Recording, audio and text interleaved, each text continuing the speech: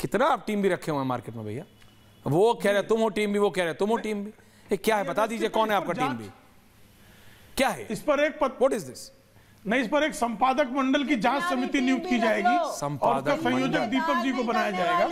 दीपक चौरसिया जी को जो है, आम आदमी पार्टी जीत रही है, बीच में काहे चिचिया रही है, अब हो जाइए आराम से एक एक कर, एक कर 4-5 आई थी। ओके रीना जी, 4-5 भी नहीं आएंगी। रक्तचाप बढ़ गया, ओके रीना जी, होने वाला है, रक्तचाप बढ़ गया है, okay relax calm down everyone, thank you very much. Okay Reena ji, बीमारी की प्रेम जी लेकिन देखिए परवेश जी का वो कार्ड इलेक्शन से ठीक पहले आना, ये भी कोई बाबा साहब के चिन्हों पे चलना तो है नहीं। वो टीम बी वाली डिबेट तो चलती आ रही है, चलती रहेगी, लेकिन ये तो बताइए, ये परवेश जी का कार्ड आना और ये कहना आपके दिल्ली की यूनिट की हालत, आप पार्टी के प्रवक्ता हैं, सीनियर मंत्री हैं, सीनियर नेता हैं, आप तो डिफेंड करेंगे, लेकिन उसी आप एडिटोरियल मंडल से अगर पूछ लेंगे आपके दिल्ली यूनिट की हालत, जिसका अध्यक्ष आप दीपक जी को बना रहे थे, तो उनका रिस्पॉन्स आपको अच्छा नहीं लगेगा कि आपके दिल्ली यूनिट की रियलिटी में हालत क्या है। लेकिन एक चीज आपके फायदे में जाती है, अगर दिल्ली की बात करूं तो वो ये है कि इस बार एमसीडी भी आम आदमी के पार्टी के पास है, विधानसभा भी उनके पास है, तो ब्लेम गेम नहीं चलेगा। जनता जो डिसाइड करेगी वो कंप्लीट डिसाइड करेगी। अभी तक आम आदमी पार्टी बोल रही थी देखो हमारे पास कुछ है नहीं, ऊपर का सब कुछ सेंट्रल गवर्नमेंट ले लेती है, नीचे का सब कुछ एमसीडी ले लेती है, हमारे पास है क्या? अब एमसीडी भी उनके पास है, विधानसभा भी उनके पास है, तो ये आपके फायदे में जाता है, लेकिन ये आपके दिल्ली यूनिट के पॉजिटिव नहीं है। और परवेश वर्मा जी का वो कार्ड, इस पे क्या बोलेंगे आप? वो जी ऐश्वर्य जी, मुझे अगर आप जी प्लीज बोलिए, इंटरप्टेड देंगे तो मैं दोनों प्रश्न अनइंटरप्टेड 2 मिनट सर। पहले मेरा पहला जो आपका जो जवाब अधूरा रह गया जी। देखिए, संपादक मंडल से हम जरूर जांच कराएंगे कि कृपा करके ये बता दिया जाए कि कांग्रेस कहती है कि आम आदमी पार्टी हमारी बी टीम है, ममता बनर्जी कहती है कांग्रेस हमारी बी टीम है, आम आदमी पार्टी कहती एआईएमआई हमारी बी टीम है, किसी जमाने में कांग्रेस कहती थी समाजवादी पार्टी हमारी बी टीम है। ये बी टीम का जो ये रहस्य है, इसको सुलझाना बहुत आवश्यक है और जरूर इसको सुलझाने में आप लोगों का सहयोग लिया जाएगा।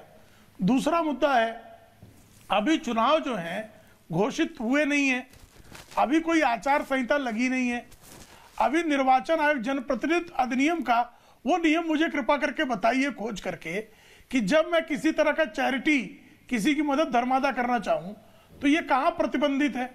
मैं प्रेम शुक्ल किसी की धर्मादा मदद करना चाहूं, नकद मदद करना चाहूं और मेरे जो आय के स्रोत है उसमें से मदद करना चाहूं, ये कहां से अपराध है? ये जो है शराबियों से पैसा, शराब के कारोबारियों से पैसा लेकर चुनाव लड़े, बहुत अच्छी बात है। ये शराब के कारोबारियों से पैसा लेकर विविध तरह के कुकर्मों में लिप्त रहे, बहुत अच्छी बात है। लेकिन ये जो है अगर कोई अपने जो उसका वाजिब आय का स्रोत है उसमें से कोई चैरिटेबल काम भी करे तो अपराध है। गजब है भाई, ये आम आदमी पार्टी, ये तो पता नहीं किससे किससे चंदे लेते हैं और कैसे कैसे लोगों से चंदे लेते हैं, कौन कौन से शराब कारोबारी से चंदे लेते हैं। ये पाठशाला बनाने की जगह मधुशाला बनाते हैं। और ये डॉक्टर बाबा साहब आम्बेडकर का केजरीवाल का क्या लेन देन? आपको याद कर लीजिए, केजरीवाल व्यक्ति थे जो यूथ फॉर इक्वलिटी के फाउंडर मेंबर थे। यूथ फॉर इक्वलिटी का गठन आरक्षण के विरोध में अभियान चलाने के लिए हुआ था। आरक्षण के लिए संविधान सभा में सबसे बड़े पैरोकार डॉक्टर बाबा साहब आम्बेडकर थे। डॉक्टर बाबा साहब आम्बेडकर के विचारों का मर्दन करने का, कुकृत्य करने से जिसका सामाजिक जन्म हुआ हो, वो कहे मैं डॉक्टर बाबा साहब आम्बेडकर का अनुयायी हूं। गजब का भाई। ओके प्रेम जी, तो अब वो एडिटोरियल टीम के एडिटर के पास चलते हैं।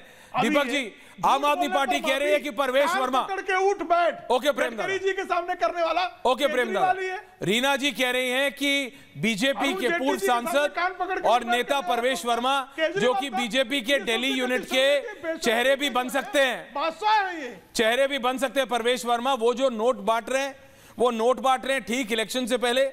दिल्ली के बीजेपी के प्रदेश अध्यक्ष कह रहे नहीं हुआ ही नहीं, फिर परवेश वर्मा सामने आते कहते नहीं हुआ, मैं करता हूं, करता आया हूं और करता रहूंगा। ये मेरे पिताजी के नाम पे पैसे नहीं बांट रहा हूं, कार्ड बांट रहा हूं, कम से कम शराब नहीं बांट रहा हूं। हाँ, वो धर्मादा कार्य कर रहे हैं। Got it.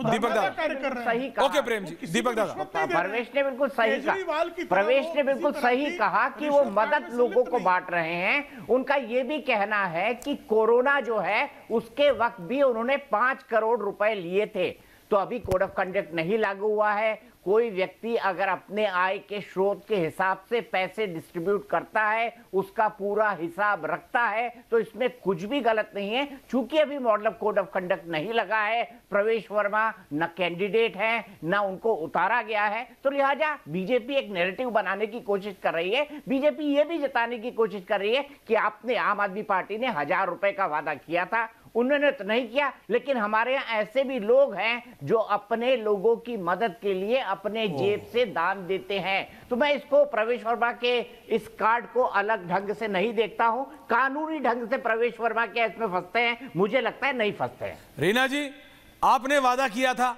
अब अगर प्रवेश वर्मा दे रहे हैं तो आप चिढ़ रही हैं। दीजिए जवाब। ऐश्वर्या जी, मैं एक वकील हूं जी मैम, और मैं आपके शो पे पूरी जिम्मेदारी से कह रही हूं कि कोई भी संस्था चाहे किसी के नाम पे रजिस्टर्ड हो, वो इस तरह से इलेक्शन सिंबल लगा के एक पार्टी का, मोदी जी का चेहरा लगा के कैश नहीं बांट सकती। इसका मॉडल कोड ऑफ कंडक्ट से कोई लेना देना नहीं है। किसी भी संस्था को इस तरह का पॉलिटिकल काम करने का जो है वो सैंक्शन नहीं होता है। प्रवेश वर्मा को गिरफ्तार किया जा सकता है, लेकिन चूंकि दिल्ली पुलिस, ईडी, सीबीआई सब मोदी जी के कंट्रोल में है और उनको तो भेजा ही जाता है सिर्फ विपक्ष के लिए, इसलिए प्रवेश वर्मा के खिलाफ कोई कार्रवाई नहीं होगी। लेकिन दिल्ली की जनता को भी पता है कि प्रवेश वर्मा चाहे कितना पैसा बांट दें, उनको अगर विश्वास है तो केजरीवाल जी की गारंटी पे विश्वास है, और कितना चाहे ये पैसा बहा दें, ये कुछ भी कर लें, कुछ भी हथकंडा अपना लें, इस बार तो इनका फिर से सूपड़ा साफ होने वाला है।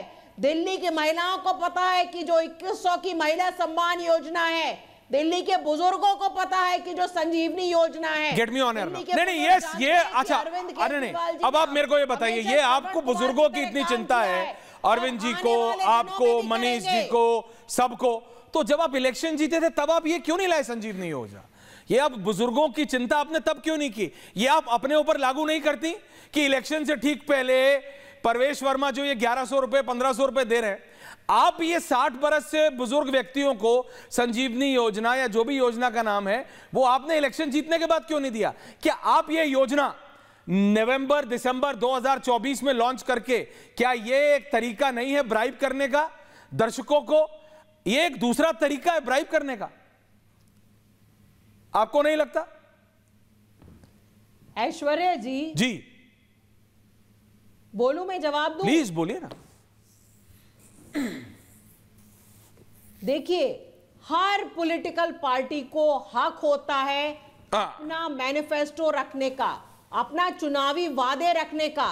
हमने दिल्ली में फ्री बस यात्रा करी, हमने दिल्ली में बुजुर्गों के लिए तीर्थ यात्रा करी, फ्री बिजली, फ्री पानी, बढ़िया स्कूल, ये सब दिया हमने पिछले 5 साल में। हम कह रहे हैं कि अगले 5 साल में हम संजीवनी योजना ला रहे हैं, महिला सम्मान योजना ला रहे हैं,